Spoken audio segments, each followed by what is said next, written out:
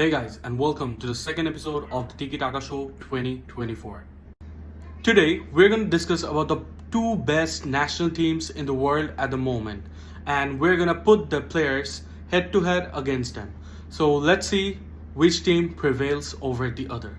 Undoubtedly, guys, we're talking about Argentina, the champions of the Copa America 2024, and the Euro champions Spain. Argentina has lost only one game since that game against Saudi, and it is against Uruguay in the World Cup qualifiers. Only one game lost since 2022 December. And after that World Cup, they won the Finalissima and then they again won the Copa America again. It is just unbelievable how good this team has become. On the other hand, let's talk about Spain. Spain is nothing like Argentina. They did not have an unbeatable streak. They were not dominant. But man, oh man. Before the Euros, we just started to see the glimpse of what a team, this Spain team could be. And in the Euros, we just saw that. Young players, amazing talents, best in the world. And they have turned that mediocre team to one of the best teams in the world. Now let's put the players head to head against each other. We're gonna start with the goalkeeper position, and it is Martinez versus Unai Simon. Man, I personally do not think it's even a debate. Emiliano Martinez is the clear choice. And I don't think I have to explain much about this because Emi has been on a different level than Unai Simon. Emi has been the wall, the big wall, which saves Argentina from falling down every time, again and again and again and again. It is just unbelievable how good of a goalkeeper he is when he plays for Argentina. On the other hand, Unai Simon was also brilliant for Spain. But if we have to compare between these two, comparing the national team forms, man, Emiliano is here and Unai Simon might be here. There is no comparison. Well, now moving on to the right back position. It's Molina versus Carvajal. Man, Carvajal, despite his age, he has been the best right back undoubtedly of the last season. There is no debate about it. Carvajal, the way he performed in La Liga, the way he performed at the Champions League, the way he performed in the Euros. In Euros, he was not only the best defender for Spain, he was also the best defender of the tournament, undisputedly. There is no doubt. Hence, it is clear that Carvajal leads in this race ahead of Molina. However, if I want to talk about Molina, he just has not been himself personally, I feel, after the World Cup. Yeah, he has been good, but I feel Argentina is a team that is good in overall every position. However, their wing backs, if you see their right back and left back, both are very weak. Both are inconsistent. Both are not world class at the moment. So yeah, Carvajal it is. For center back, I'm gonna put this as a duo, the Argentine duo, Romero and Licha. And for Spain, it's Laporte and Normand. I'll start with talking about the Spanish players. Starting with Laporte, I honestly did not expect him to move to Saudi so early at this stage. I mean, he was still one of the best players in the world. However, since he moved to Saudi, his play level has gone down a bit.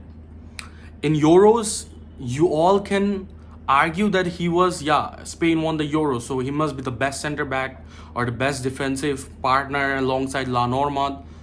I honestly do not think so. Laporte was very shaky, even at the semi-finals, even at the finals at the beginning. However, he tracked back, he regained his form after this first half when the second half started in the finals. So I don't think Laporte will be in the discussion. Moving on to Normand.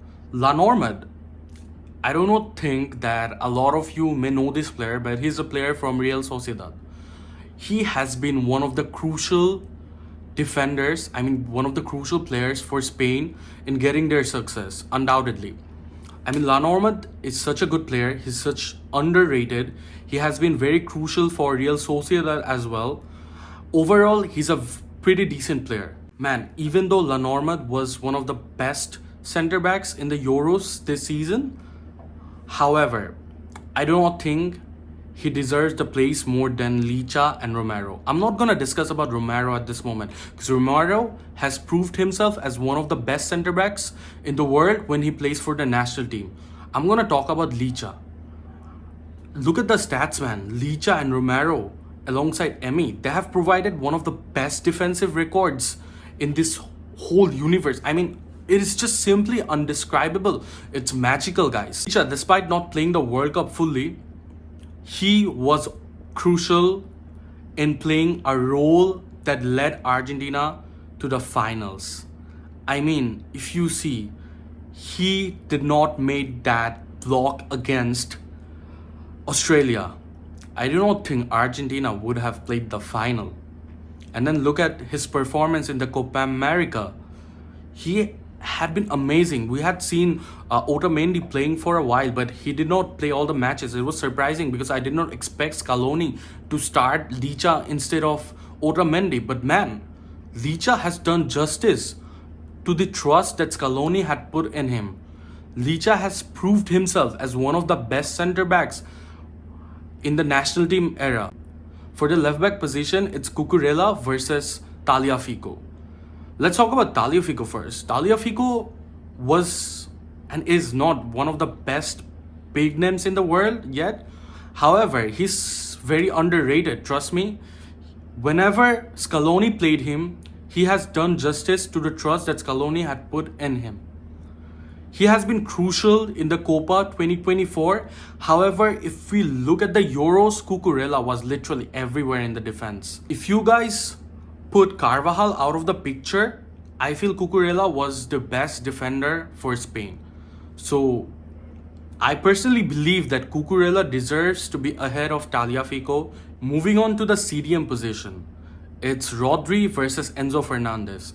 I cannot actually believe how bad Enzo has played recently. I mean, at the Copa, he was trash at its peak.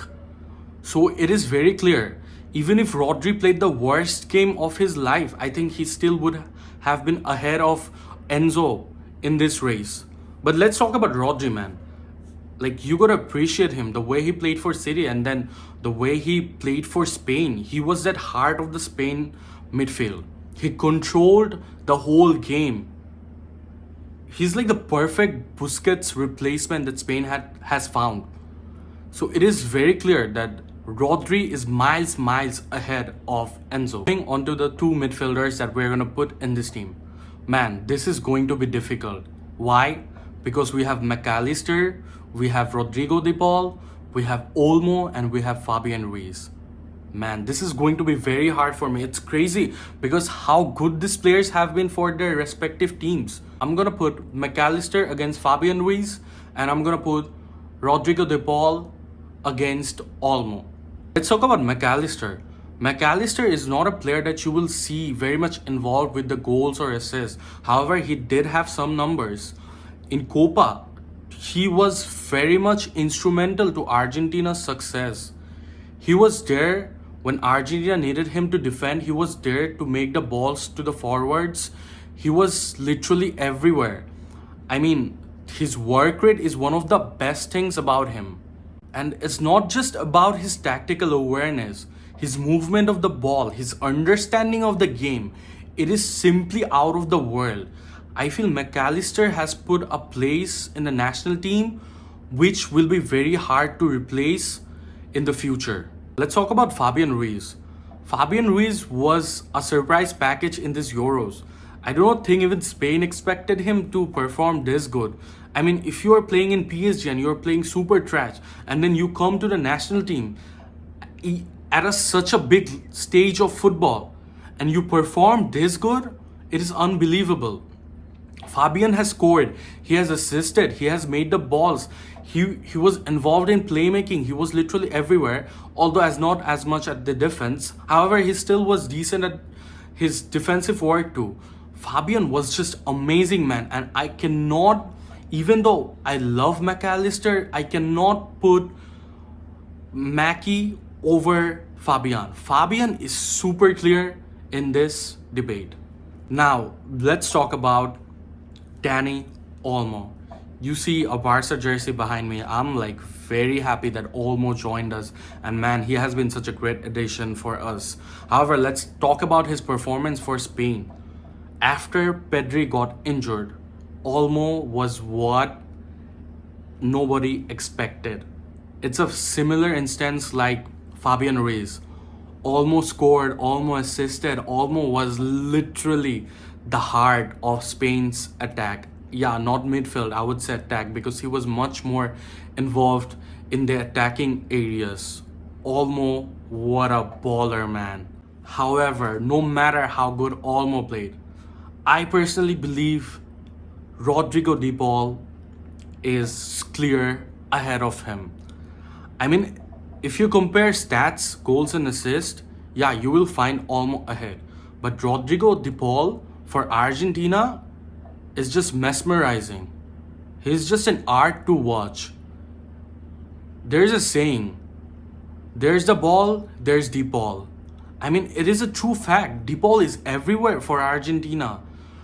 In the defense, in the attack, the crosses he makes, the true passes he makes, the way he breaks the line, it is unbelievable, man.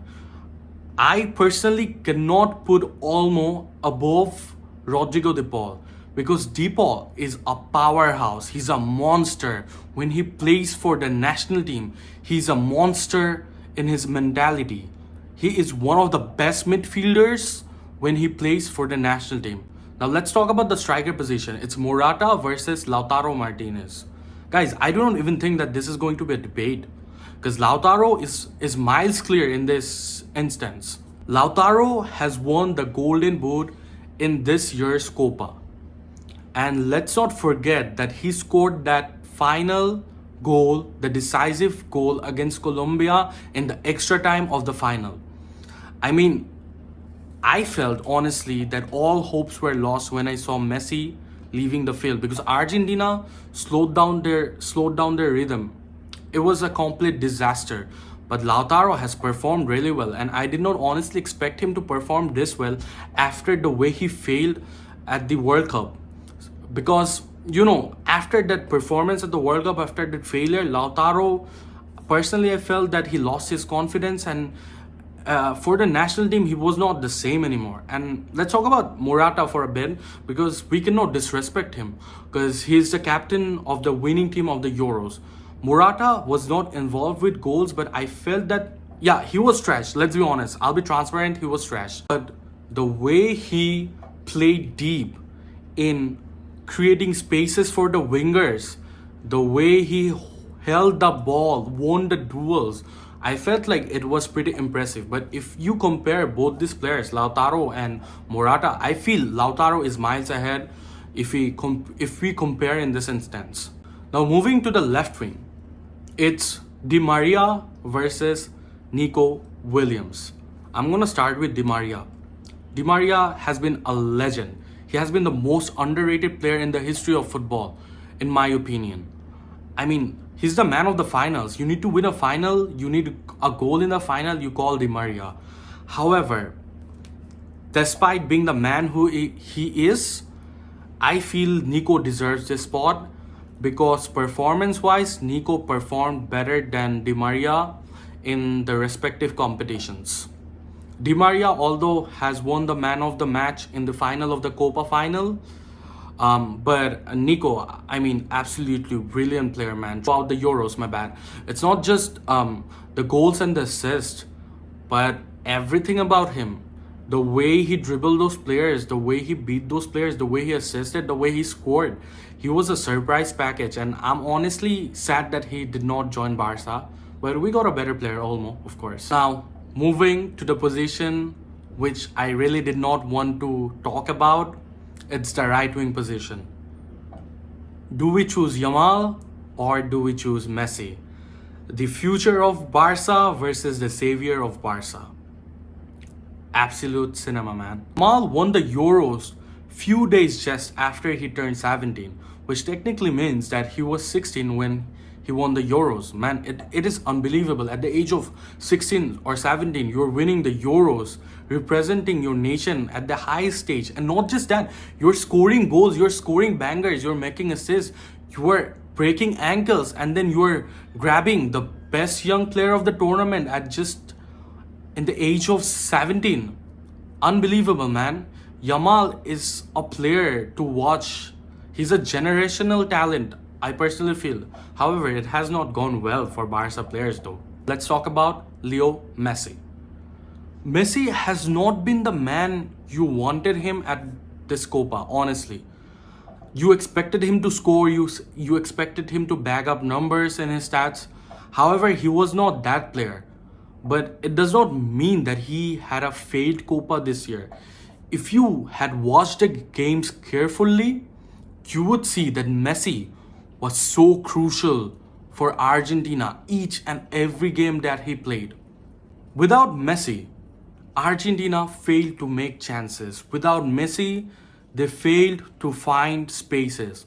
Well, there's an exception at the Copa final. However, if we see the tournament overall wise, I feel Messi was instrumental to Argentina's success.